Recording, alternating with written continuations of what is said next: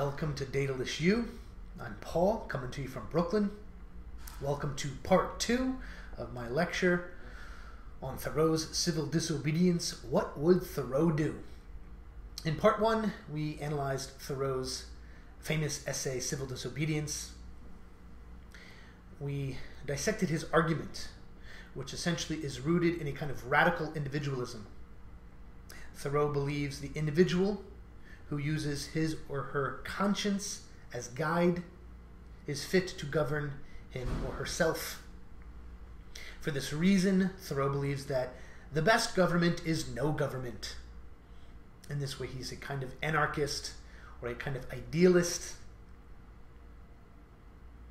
We looked at his strategy for civil disobedience, particularly his refusal to pay his poll tax, especially because of his fervent disagreement with America's actions in the Mexican War, and his passionate abhorrence for slavery, and his belief that the extension of the United States through the territory gains in the Mexican War would in fact lead to the extension of slavery, and that such an extension of a monstrous institution would be morally unacceptable.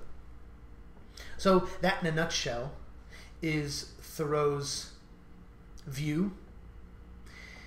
He believes the individual should act based on the dictates of his conscience always.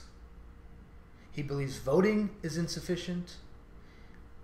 He believes other arguments such as, well, don't you enjoy the highways that the state provides are insufficient, because he believes the state is corrupt, its laws are unjust, and that a man must act, not think, not vote, not believe, but act on the dictates of his conscience. And in fact, Thoreau was right. Of course, the Mexican War was a war of aggression. We did gain territory. Slavery did expand, at least into Kansas. And eventually, under 20 years after the Mexican War, the Civil War erupted because of this tension, specifically because of Thoreau's concern, because of the extension or the debate over the extension of slavery into the new territories. And so the question of slavery was answered violently through war. But the point I want to make in the second part of this lecture is how important civil disobedience has been throughout the history of the United States. How, in fact, civil disobedience is a part of our very fabric, an integral part of the story of America, a vital part of its mythology and narrative. So, take a look here at the big board. We're going to cover a few points in the history of civil disobedience in the United States. The Colonists, the Abolitionists, the labor movement, the Civil Rights Movement, the anti-war protests of the 60s and 70s, and on to today with Occupy Wall Street. This is going to be a brief overview. Right? I encourage you to investigate each of these massive and important movements in American history on your own. But today, I just want to sort of give my view that civil disobedience is, in fact, the primary engine of change and reform in our country. And it is, in fact, the antidote to cynicism that is so prevalent even today, right? So let's begin with the colonists. The colonists, of course, were reacting against a host of laws passed by the British government, the Stamp Act, the Intolerable Acts. It wasn't just the Tea Acts, right? It was a host of unjust, as they said, taxation without representation. Colonists were called upon to quarter, meaning house soldiers of the British Navy. And all this was unacceptable. So, of course, there were famous acts of resistance, the Boston Tea Party. Right? This is at the very core. This kind of disobedience is at the very heart of what it means to be American. Here we see the Tea Partiers dressed up as Native Americans throwing tea off the boat. Let's move on to the abolitionist movement. So the Underground Railroad is a part of this civil disobedience. And Northerners refusing to obey the Fugitive Slave Act is a part of this civil disobedience. In this lecture, I want to begin to draw on a couple public intellectuals whom I admire, such as Howard Zinn, Noam Chomsky, who point out the importance of civil disobedience. Howard Zinn says, the abolitionists committed necessary moral acts that led, finally, to the elimination of slavery. In other words, we would not have the abolition of slavery had it not been for those who practiced civil disobedience, for those who fought for its abolition. Here we have a kind of map of the Underground Railroad. You see how slaves escaped up along the Mississippi River in the Midwest to settle in cities like Chicago and Detroit, or hopped boats to New York, or some, but fewer, even fled through massive Texas into Mexico, where they were free. Again, the argument is we must not allow our government's injustices to weigh us down, when in fact it is our response to such injustices that define us as a people. The labor movement, which it says 1930s here, but of course, it starts in the 1870s, 1880s with groups like the Knights of Labor, and all of these labor organizations, the CIO, the ALF, etc., fought for better working conditions, higher wages, shorter working days, and there were general strikes. There were strikes that shut down the railroads. There were strikes that shut down textile plants. There were postal worker strikes all the way into the 70s, garment worker strikes. It is this civil disobedience that leads to the New Deal legislation guaranteeing the 8-hour workday and overtime. So anyone out there enjoying overtime pay now and again, you have the labor movement and their civil disobedience to thank. That led to safer working conditions. That led to the abolition of child labor. Right? Not that these problems still aren't present today in certain pockets. I read a story just the other day about child labor in the tobacco industry. I'll leave it to you to investigate some of that. And of course, factory conditions worldwide are a major concern. I'm always aghast when I see a photograph of the nets that were constructed outside of the Chinese factories where our iPhones are made to catch suicidal workers so oppressed by the conditions there at Foxconn. But we're focusing today on the United States and the actions of the United States and the history, the rather hopeful and promising history of civil disobedience in our country. You see here the famous Pullman strike of 1894. This was a huge general strike of railroad workers. It caused the halting of the movement of railroads from Chicago westward. Right? The utter destruction of industry's ability to operate. So much so that, of course, President Grover Cleveland sent in federal troops to break it up. You see that depicted here. And this is the fight, right? The fight between the colonists and the British, the abolitionists, and the institution of slavery, the labor movement, and federal troops defending the industrialists. This is the fight. This is the story of America.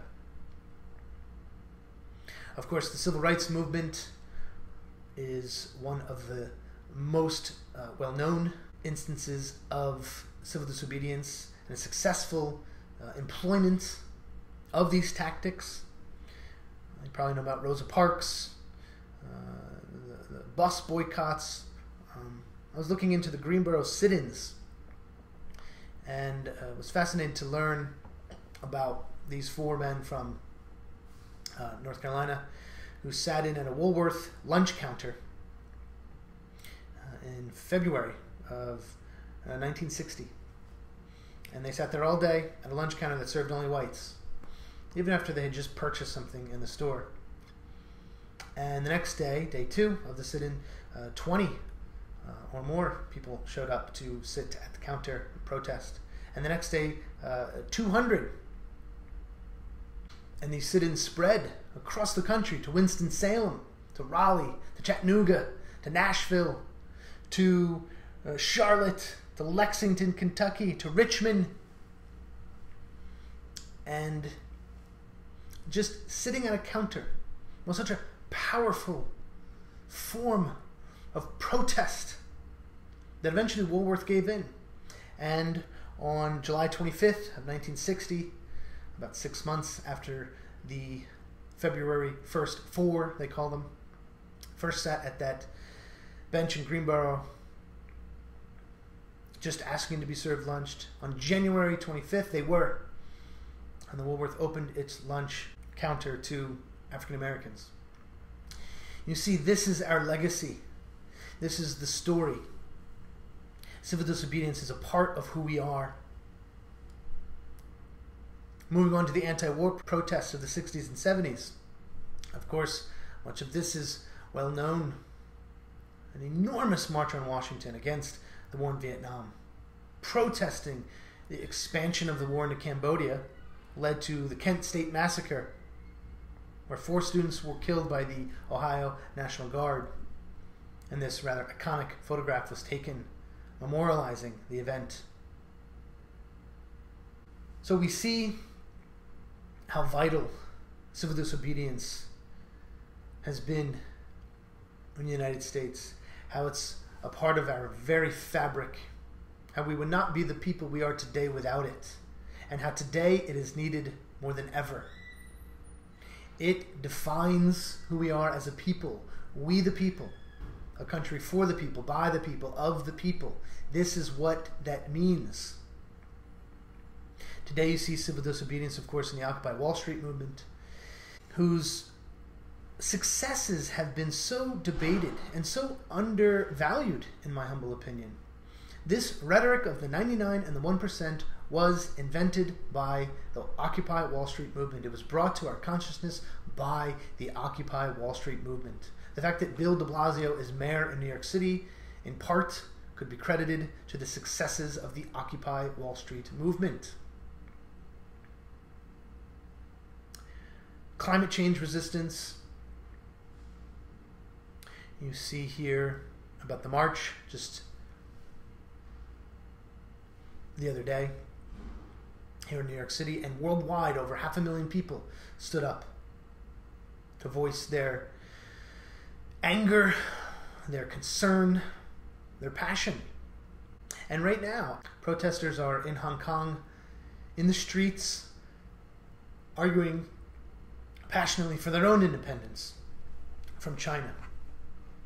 So here's Thoreau again with this chin beard. And essentially what I'm going to ask is, what would Thoreau think of some of the injustices of our world today? And I'm not going to go on with this depressing list of all that is wrong, but I do want to sort of bring our attention to these problems in a focused and concise way. And just think, what would Thoreau do? What would he do? We have the problem of war, preemptive invasions, war on terrorism, and now drone warfare, of course. This is a map of airstrikes on ISIS. That's, of course, the war du jour, if you will, being fought from the sky by drones as we speak. As we speak. It's October 2nd, 2014. Here we have slavery's legacy, which is the imprisonment of so much of the African American population, particularly its men. You can peruse the facts here on your own, but they are astounding.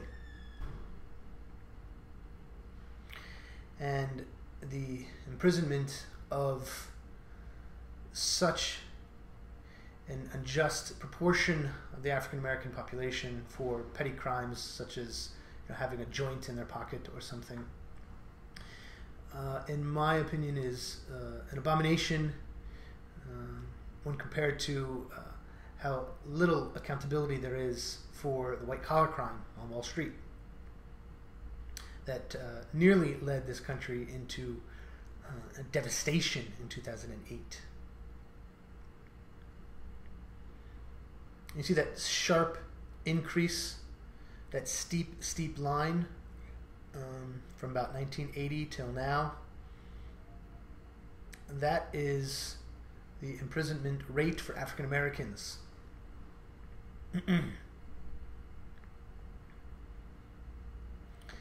Again, I believe these statistics speak for themselves, so you can peruse these. Of course, inequality, I already mentioned Occupy Wall Street, but this is a pressing problem for our time. I found this chart, I kind of got a kick out of the notion that the income inequality achieves escape velocity for the 0.01%. And so, of course, the 1%ers are sort of much maligned, and I've heard that it's really the 0.1% that has most of the wealth. But then look there at the 0.01%. They're about to fly off into the stratosphere of astronomical wealth. These images speak 1,000 words of the problems of our time. This image is taken from the Occupy Wall Street movement. Climate change, I mentioned the march.